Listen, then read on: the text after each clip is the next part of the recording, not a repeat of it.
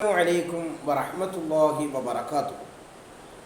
ദുനിയാവിൽ ധാരാളം ദൃഷ്ടാന്തങ്ങളുണ്ട്.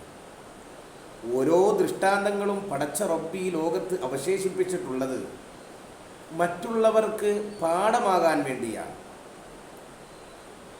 ഏറ്റവും വലിയ ഒരു ദൃഷ്ടാന്തങ്ങളിൽ പെട്ടതാണ് ഫിർഔനിൻ്റെ ശരീരം. അദ്ദേഹം ഞാനാണ് ഈ ലോകത്തെ ഏറ്റവും വലിയ പടച്ചവൻ എന്ന് പരസ്യമായി പറഞ്ഞ വ്യക്തിയാണ്. അദ്ദേഹമാണ് ഇന്ന് ഈജിപ്ത് മ്യൂസിയത്തിൽ മമ്മിയായി അവശേഷിക്കുന്നത്. മറ്റുള്ളവർക്കുള്ളൊരു ദൃഷ്ടാന്തമാണ്.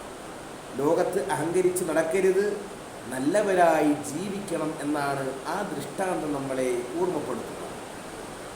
ഇതുപോലെയാണ് ഈ കാലഘട്ടത്തിൽ മൊബൈൽ ഫോൺ ധാരാളം ഉപയോഗിക്കാൻ പാടില്ല. അതിൽ നിന്നും റേഡിയേഷൻ ഫ്രീക്വൻസി എന്ന ഒരു രശ്മി വരുന്നുണ്ട്. ആ റേഡിയേഷൻ ഫ്രീക്വൻസി കാരണമായി നമുക്ക് ക്യാൻസർ രോഗം വരും.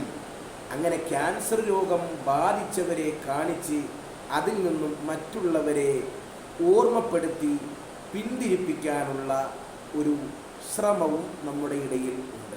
അതും ഒരു അടയാളമാണ്. ഇതുപോലെ ഒരു അടയാളമാണ് അഹ്ലു ബൈത്ത്.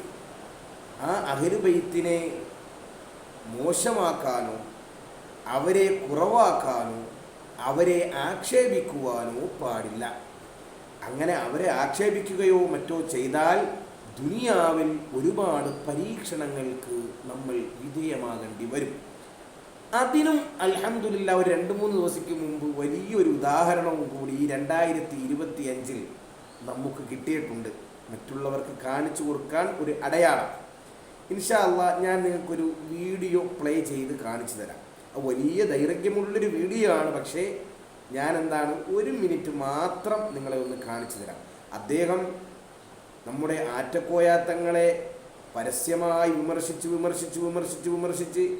പല രീതിയിലും കൊലവിളി വരെ നടത്തുന്ന രൂപത്തിൽ വരെ എത്തിയിട്ടുണ്ടായിരുന്നു. അങ്ങനെ ഇപ്പോൾ അദ്ദേഹത്തിന് എന്തോ ഒരു പ്രശ്നം സംഭവിച്ചു. അങ്ങനെ അദ്ദേഹത്തിൻ്റെ വീഡിയോ ഈ അടുത്ത് ഇറങ്ങി. അത് മറ്റുള്ളവർക്കുള്ള ഒരു ദൃഷ്ടാന്തമാണ്, അടയാളമാണ്. അഹ്ലു ബൈത്തിനെ നമ്മൾ ഒരിക്കലും കുറ്റം പറയാനോ അവരെ അപകീർത്തിപ്പെടുത്താനോ ആക്ഷേപിക്കുവാനോ പാടില്ല എന്നതിന്. ഏതായാലും നിങ്ങൾ ആ വീഡിയോ ഒന്ന് കണ്ടു നോക്കൂ.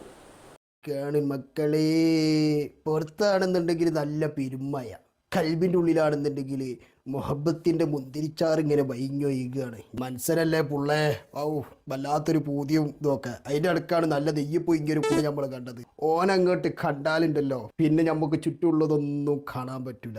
ഇജാതി മൊഞ്ചവനക്ക് നൽകട്ടെ, അള്ളാഹു റാഹത്ത് നൽകട്ടെ. ആമീൻ യാ റബ്ബൽ ആലമീൻ. നിങ്ങള് സഹകരിച്ച എനിക്ക് സുഖമായിരുന്നു. അള്ളന്റെ പുള്ളേ, നമ്മൾ സഹകരിച്ചില്ലെങ്കിൽ പിന്നെ ആരാണ് ഇപ്പൊ എന്നോട് സഹകരിക്കാം? ഇങ്ങോട്ട് ഭാവത്തെ ഇത്രയും നല്ലൊരു ചെക്കനെ ഞമ്മക്ക് ഇങ്ങോട്ട് കിട്ടുന്നത് നമ്മൾ വിചാരിച്ചോ? ഒരു പ്രാവശ്യം നമ്മൾ 10 പ്രാവശ്യം എന്നോട് അവിടെ സഹകരിക്കും. നമുക്ക് അത്ര പൂതി ആയിക്കണം എന്നെ കണ്ടപ്പോ. സലീമ ഞങ്ങൾക്ക് ഇപ്പൊ ആഴ്ചയിൽ 2-3 പണിയുള്ളൂ. ആഴ്ചയിൽ 2-3 പണിയോ? ഈ മയത്തോ? ഇപ്പൊ ഡെയിലി ഒരു 4-5 പണി എടുത്താലും നമുക്ക് തെയ്യൂല. അത്രയും മുട്ടി നിൽക്കണം. അന്നപ്പം കിട്ടിയല്ലോ നമ്മളാട്ട് മുണുങ്ങു തന്നെ. അത്രയും ഇഷ്ടപ്പെട്ടോ ഇട്ടോ, അതിനോണ്ടാട്ടോ ഇതൊന്നും വിചാരിക്കല്ലേ. അനക്ക് നമ്മളൊരു കട്ടൻ ചായയും ഒരു കോഴി ബിരിയാണി വാങ്ങിത്തരും. അത്രയും നല്ലൊരു ചെക്കനാജി. ഇത് മജ്‌ലിസ് വിജയിക്കണ്ടേ? ടൈപ്പ് ചെയ്തിട്ടോ.